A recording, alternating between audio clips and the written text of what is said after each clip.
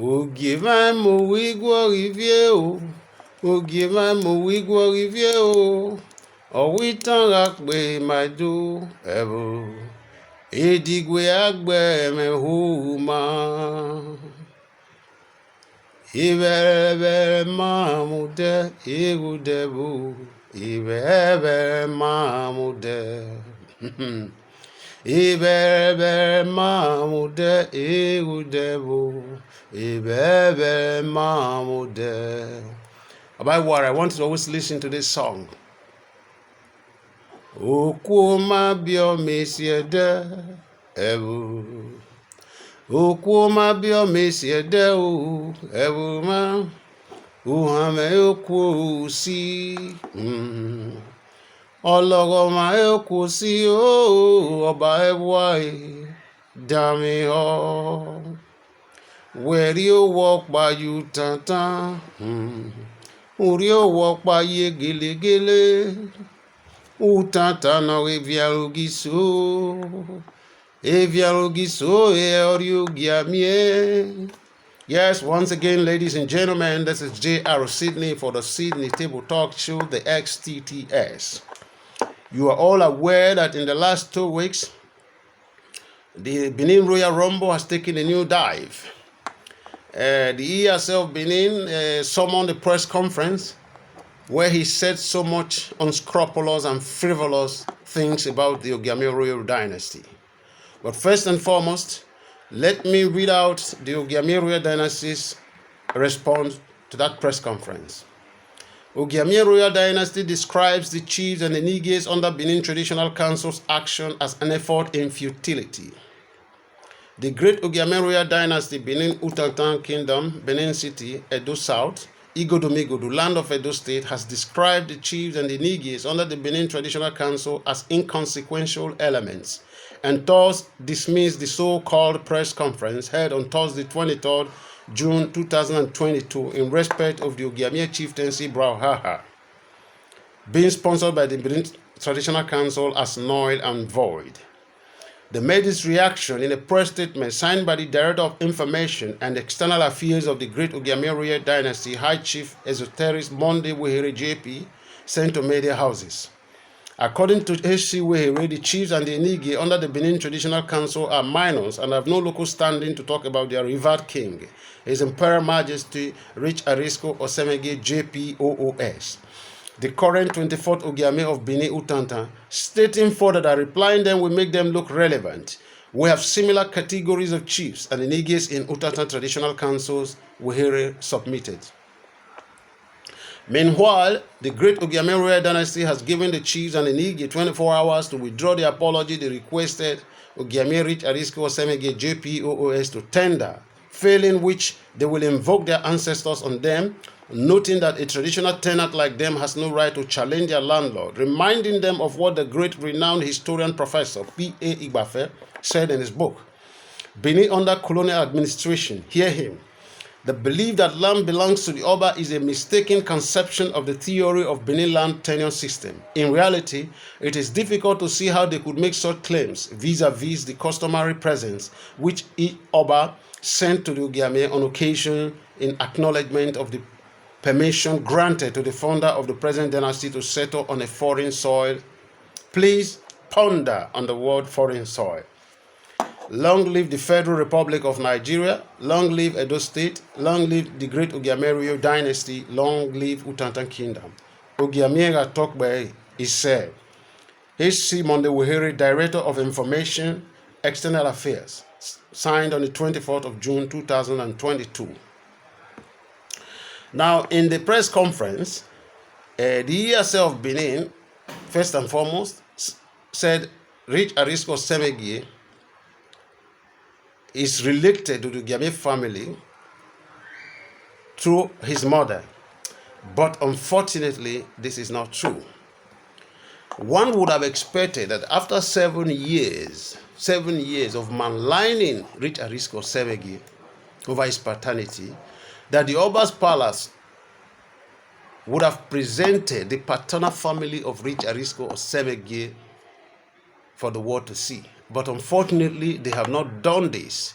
They are not intelligent enough to understand that you don't begin to tell lies to people. You are saying that Osemegi is not of paternal relationship to the Ogiamien. Then, can we now please have the paternal families of Rich Arisco Osemegi? Because Rich Arisco Osemegi, even if, put it this way, that even if his father is dead, but he comes from a family. So, present that family to the people. Don't keep saying Arisco is not from Ogiamien's family, Arisco is not an Ogiamien. Then let us know where Arisco comes from. Yes, let us know. Because I know where you come from. You are a brother to the Arase family. You are a brother to the Okbera. You are an Urobo. Your forefathers served as a slave to the Oba of Benin. And you still remain that slave. You are so happy and grateful to be a slave. After serving the federal government of Nigeria as a senior police officer, Mr. Iya said, you are still so happy about being a slave. I haven't said this. I want to remind everybody why. Because a question a lot of people are always asking. Why are these people afraid to tell the truth? Why are they afraid to tell the truth? Listen. Like I said, the biological father of Rich Arisco Osemegi happens to be Prince Ogieno Ikunwe. And Ikunwe was the Ogiamien who reigned during the time of Obadolo and handed over to his son, Ogiamien Edogiawere. Ogiamien Edogiawere is a direct brother to Prince Ogieno Ikunwe, while Rich Arisco Osemegi is the son of Osemegi Orumesi. Orumesi is the son of Prince Ogieno Ikunwe. So I feel that anybody who is intelligent enough should understand what we are saying. According to the Ogiamien royal dynasty, in brief, the true paternity of Ogiamien Rich Arisco Osemegi JPOOS, His Imperial Majesty Rich Arisco Osemegi JPOOS, the current 24th Ogiamien of Benin Utantan Kingdom, Benin City, Edo South, Igodomigo, the land of Edo State, is a direct scion of the great Ogiamien royal dynasty. His biological father, late Prince Daniel Osemegi Orumesi, is the direct male child of late Prince Orumesi Ogieno. Late Prince Orumesi Ogieno is the direct male child of Prince Ogieno Ikunwe, while late Prince Ogieno Ikunwe is the direct male child of Ogiamien Ohwanzowa. You see, after Ohwanzowa's reign, Ikunwe reigned, and Ikunwe happens to be the father of Ogieno. Ogieno happens to be the father of Orumesi, and Orumesi happens to be the father of Osemegi, and Osemegi is the father of Arisco. So you can see that Arisco is a direct male child of the Ogiamien royal dynasty. Now the mother, as the family puts it, his biological mother, late Mrs. Victoria Aimeyeki Iro Egbetin Osemegi ni Ediagbonya Osawe of Ilobi village in the Honda local government of Edo State, is a member of the Iyase family in Udo in Ovia South local government of Edo State. So I think the Ogiamiens have given now a very clear and a clean-cut explanation of the origination of Rich Arisco Osemegi, his father and his mother. But unfortunately for the Oba of Benin cannot tell us where his mother comes from. I have already told you people in my earlier videos. I wouldn't want to repeat it. It becomes a repetition, you see. Now, who is Iyase? I have told you who Iyase is. I have told you who Mewari is. And then who is Izoduwa? That boy who they call Izoduwa, Izoderimi. That idiot who does not know what he's saying. Izoduwa is from Ohen village, a border between Ondo and Edo State. Invariably, the boy is not an indigenous person in Igodomigodo. We define those people as Edonekwe, the Yoruba Benins. But I don't want to offend those who are Yoruba Benins because I don't want to discriminate. What I'm trying to do here is trying to identify the origination of that boy. That boy comes from Muhem village, a border between Ondo and Edo State. So you see, he has been paid to do a lot of dirty job. The information reaching me so far is that it is the Iyase of Benin and retired Justice Igodaro. They are the ones sponsoring this boy to wreak havoc on the peaceful atmosphere in Benin City. I am going to talk about that. But let me remind you again that there is always a reason for every action that we take in life. Why is the Iyase afraid of the Oba of Benin? Why is he afraid? I'm going to show you. You know, in the Oba's palace, they have these there, what you call, how do you call it? The initiation. For anybody to be a chief to the Oba of Benin, that person must be on oath. I want to show you the oath, the kind of oath that Iyase took, and the reasons why he can come out to disgrace himself in the public, packing bunches of criminals who call them enigis, those land grabbers, those killers, those who have impoverished the original owners of the lands. I want to show you. Now, just watch out. See how Iyase, the level how Iyase has lowered himself. Please watch out and see why the Iyase of Benin.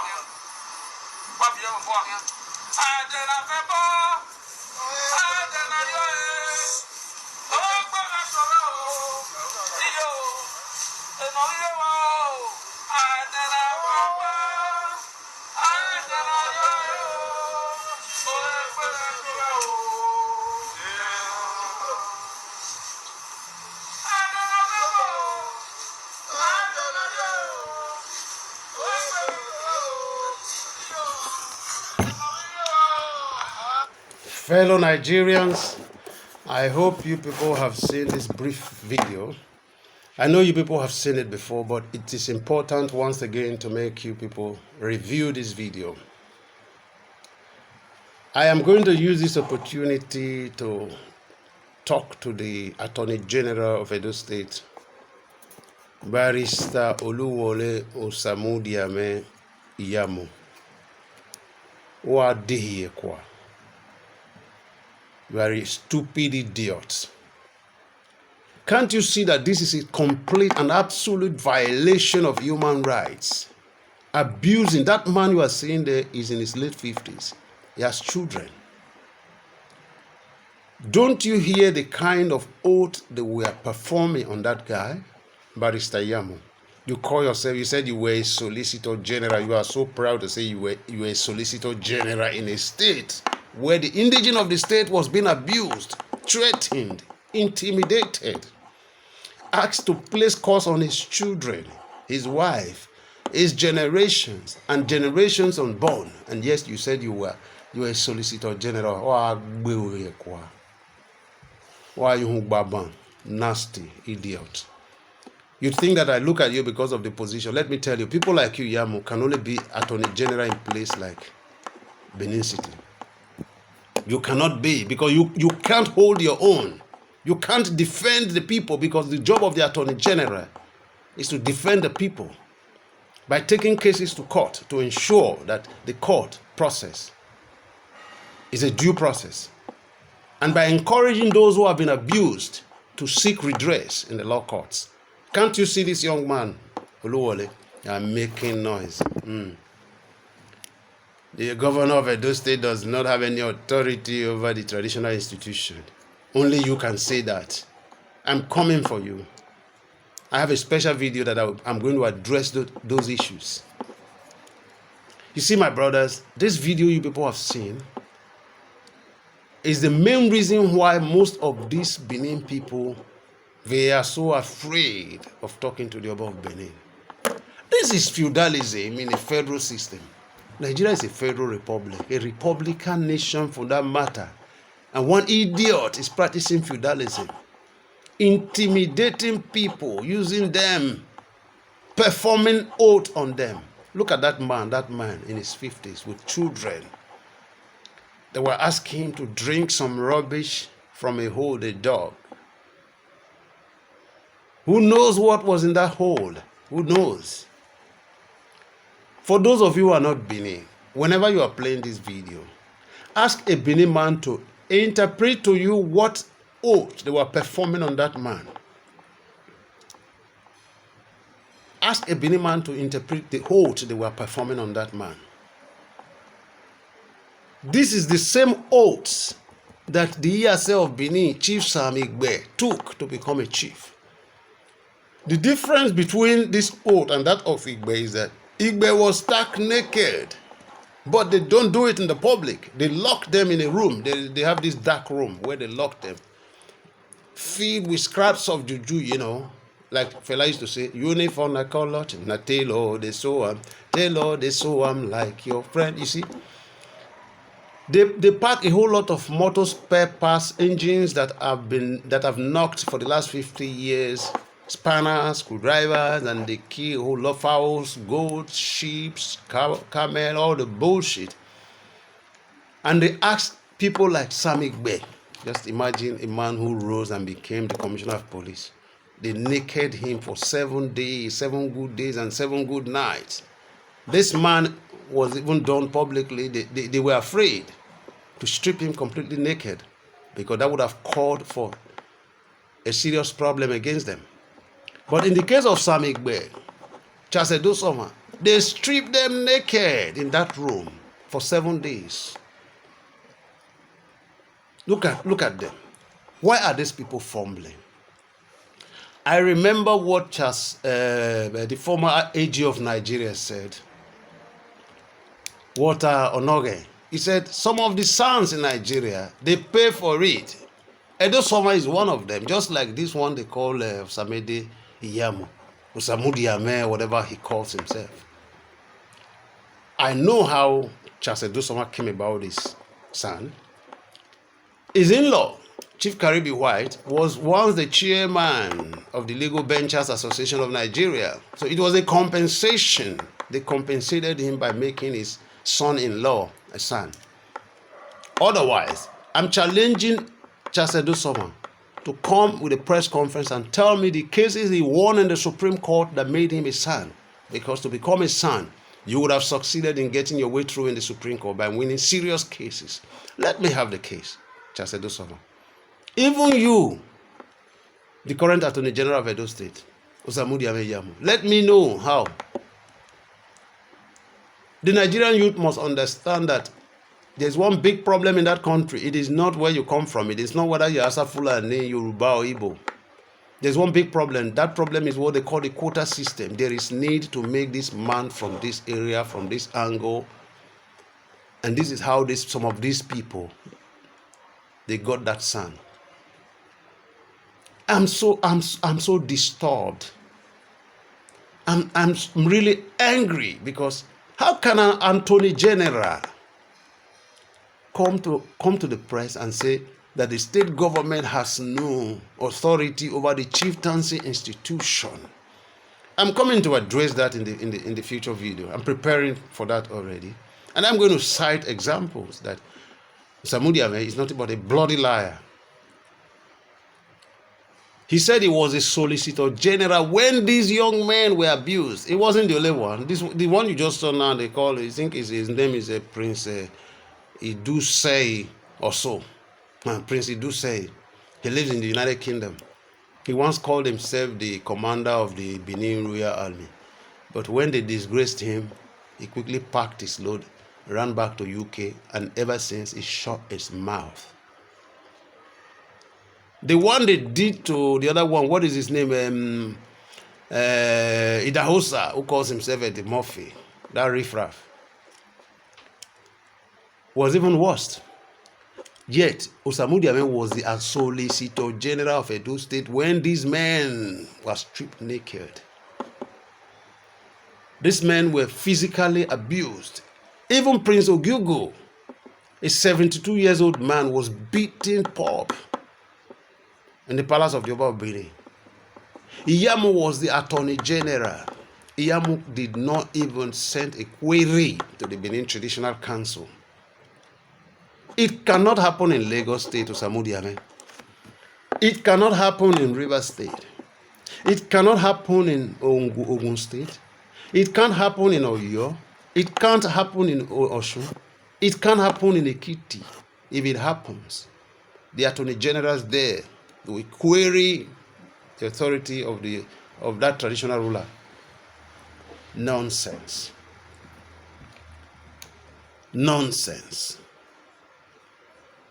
Just imagine the kind of oaths that this man was meant to take.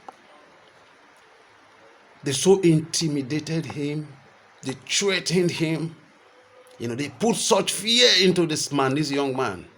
He's not a good man though, but as a human rights activist, I'm still with him. Very, very unfortunate. But the beautiful part of these things? Those who stood to perpetrate this crime with the others of the Oba of Benin, Oba Ewari II, most of them are dead. Some of them lost the most precious things in their lives. But I, as a person, I will never wish any of these bastards to lose their children, their wives for crimes they didn't commit. But I wish that they would pay, not by death, they would pay by being crippled by our ancestors, meant to suffer, eat their faces where they sleep. Where they sleep. This is what I wish them.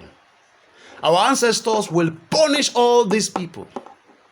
And let me tell you, Mr. Iyase, if the Ogiamien is a chief to the Oba of Benin, your life, you will live to very, very old age without problem. But if the Ogiamien is known, you will live to weep and shit and sleep on it until you die. But nothing will happen to your children. I'm telling you this. Now, after this, there's this report that I have just received, and I think it's important to include it here because recently, Igbeh and the Oba of Benin, I learned that they have this problem with some land somewhere around the Igbeh Zua. Information reaching me shows that the Iyase of Benin and the retired Justice Igodaro, they have contracted some elements through Izoduwa Imaswen. One of those elements, I think his name is Ayamehwe Edopolo, and then one Curtis Ugbo.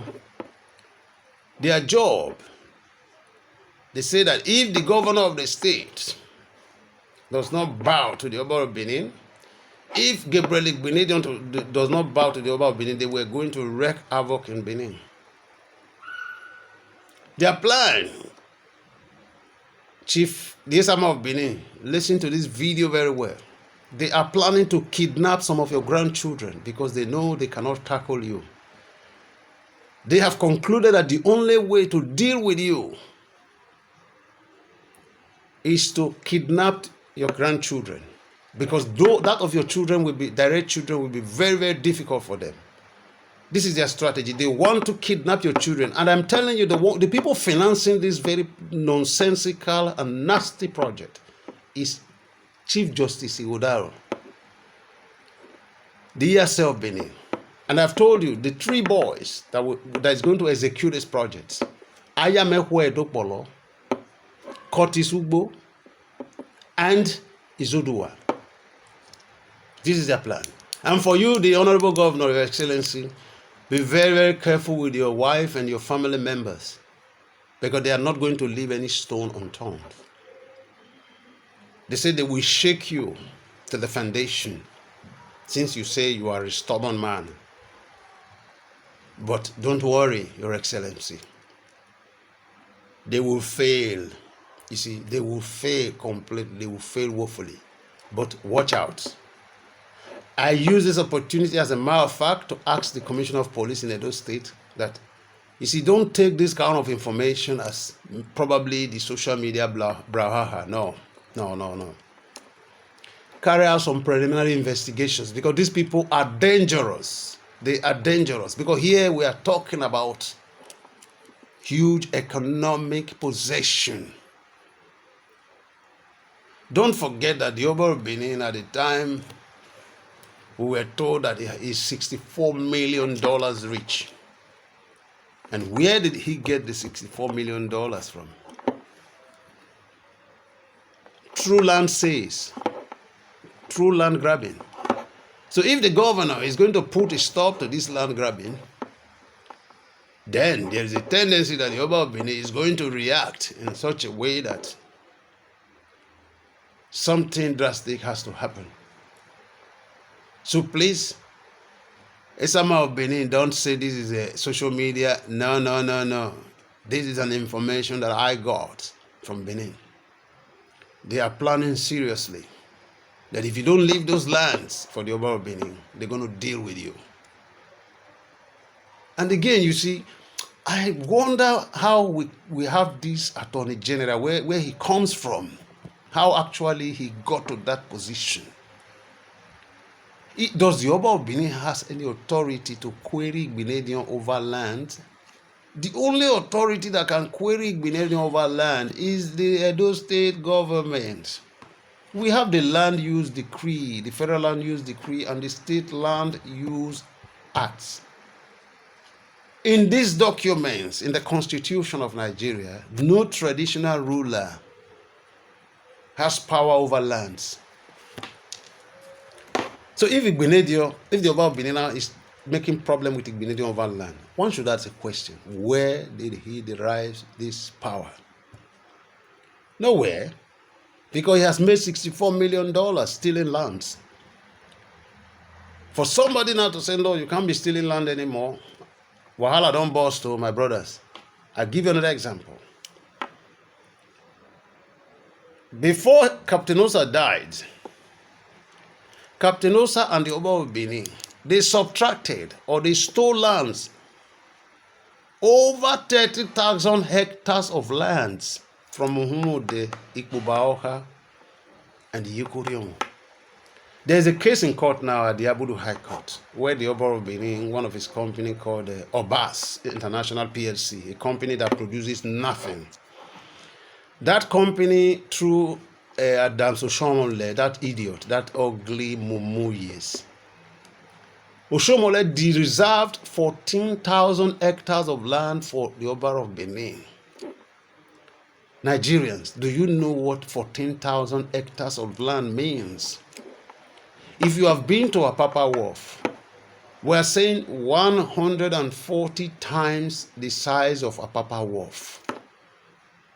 This is what is 14,000 hectares of land. 14,000 hectares of land, this is what the Oba of Benin is trying to take away from 7 villages in those 3 local governments. And do you know the excuse he gave? He said he was going to build a refinery to refine ethanol from cassava. This was the excuse he gave for the acquisition of that land. But my brothers and sisters, we should apply our senses. We are not fools. Nigeria is short of refinery. All right? Today we have what we call modular refineries. If this man has $64 million, how much does it cost, or how much does it take to build a 10,000 barrel per day modular refinery? It's not up to $10 million. This man is not going to build something that will benefit the people immediately. He's going to build something that we don't need. In the Nigerian economy, what role does the ethanol play? A smart man, an intelligent man would have even said, okay, I want to build a modular refinery. This is why I'm acquiring those land. But of course, 14,000 hectares of land is a lot of lands that you cannot give excuse that you are going to build a modular refinery. So you see what he did? He said cassava extracted ethanol. So he's going to plant cassava in 14,000 hectares of lands. For those of you who come from Benin City, let me just give you a simple definition of 14,000 hectares of land. That is 1/3 of Benin City is 14,000 hectares of land. The current Benin City occupies, to the length and breadth, the current Benin City occupies about 42,000 hectares or about 35,000 hectares. And Obaye Wari says he's taking 14,000 hectares to build a refinery that will refine ethanol from cassava. On this note, ladies and gentlemen, J.R. Sydney once more, I want to leave you to your thoughts.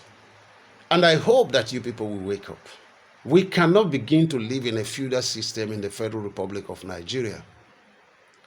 If the Oba of Benin has the power, he would have defended that territory in 1897, and by that time, the British would have handed over the territory to him while living, like what they did in Morocco. The French handed over Morocco back to the royal family, to the king of Morocco when they were living, because when they came, they saw that he was in control of the entire territory called Morocco. The same thing Kuwait. But he could not defend that territory.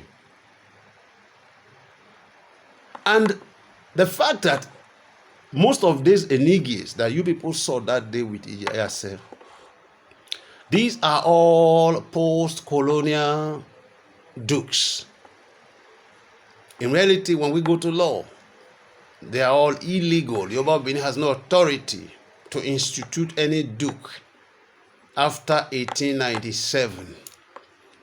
A chieftaincy too is the prerogative of the state and the Ministry for Chieftaincy and Local Government Affairs.